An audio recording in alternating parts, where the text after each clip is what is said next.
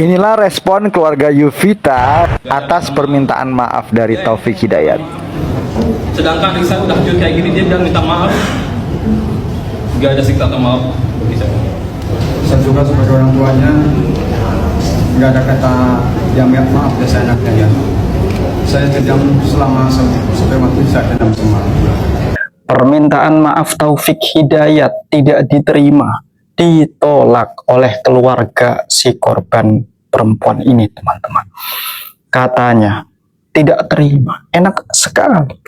Akibatnya adalah seperti yang terjadi di Jawa Barat, yang diviralkan oleh Kang Deddy Mulyadi, dan Kang Deddy Mulyadi membuat video di channelnya itu khusus membahas Taufik Hidayat yang menjadi pelaku dari korban yang sangat tidak tega saya melihatnya itu. Kalau saya tidak salah namanya Yovita. Nah, bagaimana tanggapan dari keluarga si Teteh Yovita ini yang menolak permintaan maaf dari Taufik Hidayat? Saya akan tampilkan videonya bersamaan dengan bagaimana komentar ataupun tanggapan dari warga Jawa Barat dan juga warga Indonesia umumnya, teman-teman. Inilah respon keluarga Yovita atas permintaan maaf dari Taufik Hidayat. Sedangkan Risa udah hancur kayak gini, dia bilang minta maaf. Gak ada sikap atau maaf. Saya juga sebagai orang tuanya nggak ada kata yang maaf dari anaknya ya. Saya dendam selama sampai waktu saya dendam semua. Saya nggak mau anak saya dari kalau seperti itu sakit, lebih sakit dari anak saya. Ya minta hukum seberat-beratnya. Anu jadi lancek na oge mung cenah dihukum mati mah terlalu mudah merenan. Apalagi kita yang bukan siapa-siapanya si Eneng ya, kita hanya netizen tapi ngaheneg gitu di dia tah. Apalagi keluarganya, apalagi si AA-nya yang membiayai adiknya sampai pasti jelas hana lah. Udah menik kumahanya menik gitu tah. Dengan mudahnya eta pamatuk ngabangus secara cenah 3 tahun eta hilap menyesal. Ada manusia model begitu. Ayah si Taufik Hidayat Ibnu Kaleb. Saya nggak mau pelaku hukuman. Saya pengen.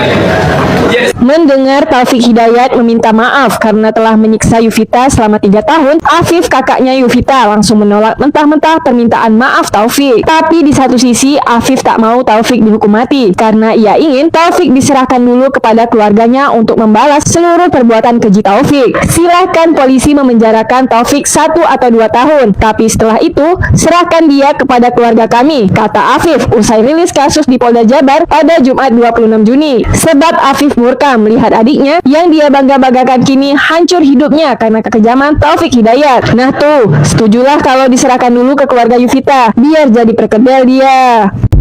Beberapa ahli berpendapat bahwa pelaku pasti NPD atau psikopat. Tapi menurutku ada poin penting yang nggak boleh kita lewatin. Pelaku kekerasan itu hampir nggak pernah muncul begitu aja.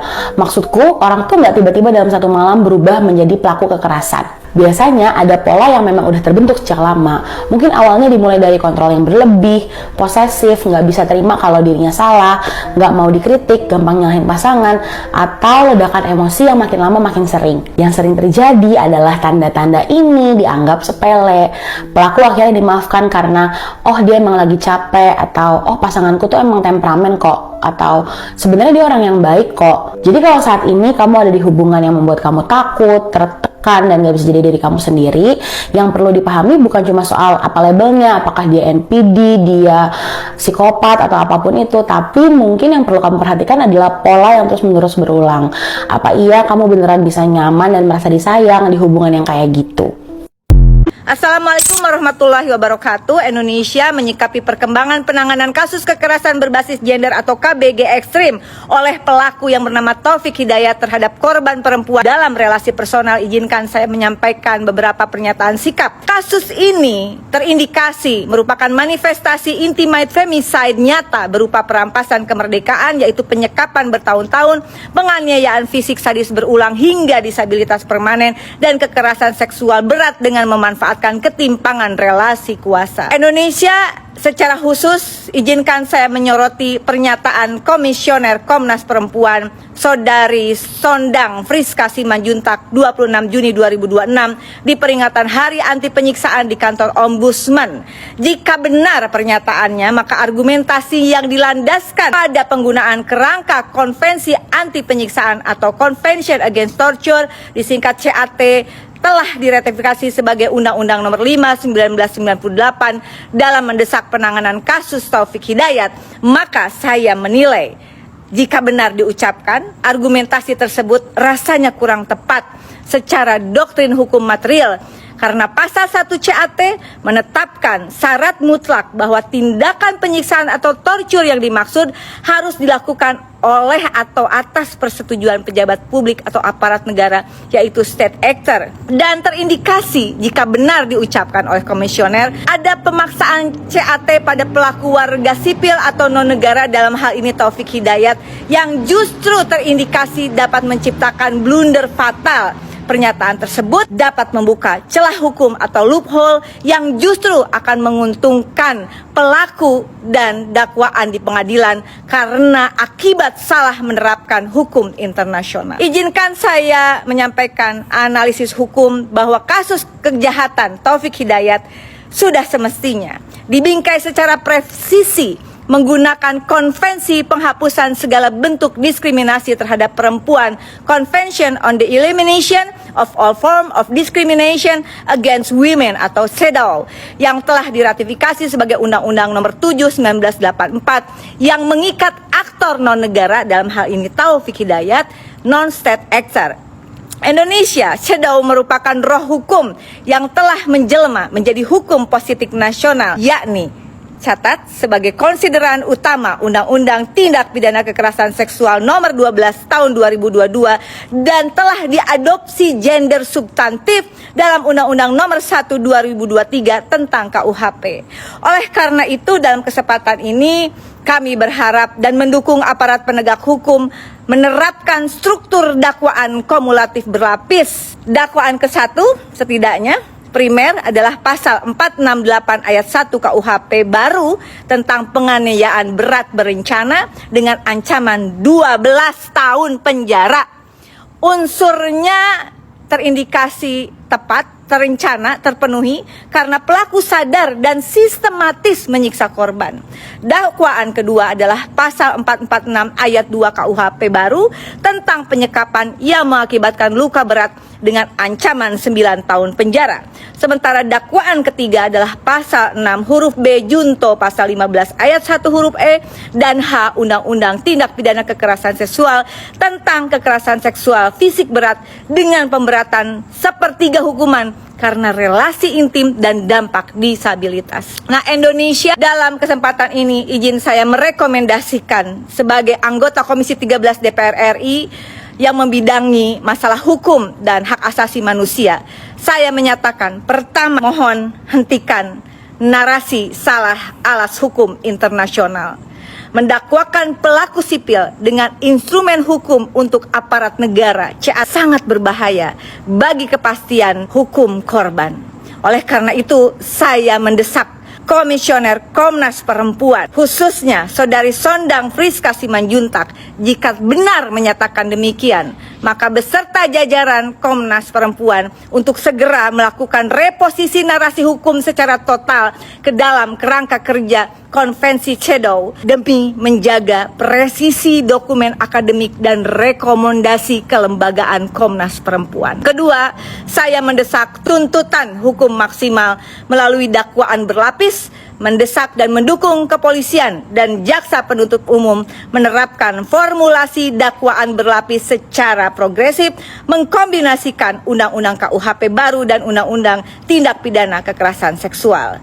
Indonesia penegakan hukum wajib berfokus pada pemulihan hak korban, termasuk memperjuangkan hak restitusi finansial dan medis dari seluruh aset kekayaan milik pelaku Taufik Hidayat. Ketiga, saya mendesak tutup rapat pintu restoratif justice, menolak keras segala bentuk upaya perdamaian atau penyelesaian di luar pengadilan, mengingat derajat kekerasan dalam kasus ini terindikasi masuk kategori ekstrim dan mematikan. Indonesia, kita beri dukungan pada aparat penegak hukum untuk tidak berkompromi demi keadilan publik dan pelindungan hak asasi perempuan secara utuh. Indonesia, saya ucapkan selamat Hari Anti Penyiksaan Internasional. Saatnya gunakan alas hukum internasional secara bijak dan presisi, disampaikan dengan bijak juga, dan mudah-mudahan apa yang terjadi ini menjadi pembelajaran kita semua. Terus kawal kasus ini, Taufik siaku aing diberi sia maneh. Terus kawal, salam sopan Indonesia. Wassalamualaikum warahmatullahi wabarakatuh. Sedangkan di saat terjun kayak gini dia bilang minta maaf. Pun permintaan itu langsung ditolak oleh pihak warga korban. Mereka menegaskan tidak ada kata maaf bagi pelaku yang menyebabkan YTR mengalami cacat seumur hidup. Bahkan keluarga meminta agar tersangka dijatuhi hukuman seberat-beratnya.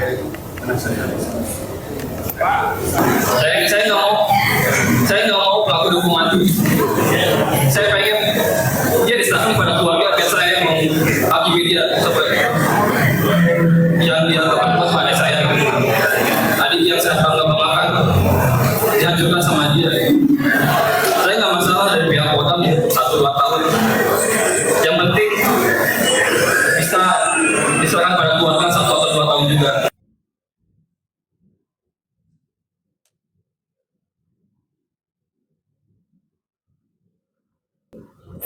Itulah tadi teman-teman beberapa cuplikan video yang dapat saya tampilkan untuk teman-teman bisa menyimak dan juga menonton tentang bagaimana sebuah fenomena atau kejadian yang saat ini masih viral atau bahkan sangat viral diperbincangkan di jagat media sosial di Indonesia ini. Sebuah peristiwa, sebuah fenomena yang melibatkan antara laki-laki bernama Taufik Hidayat dan perempuan yang bernama Yuvita. Sangat kejam dan juga keji apa yang dilakukan oleh Taufik Hidayat ini. Ini menurut saya bukan manusia, bukan orang. Psikopat ini, psikopat. Sebut saja psikopat.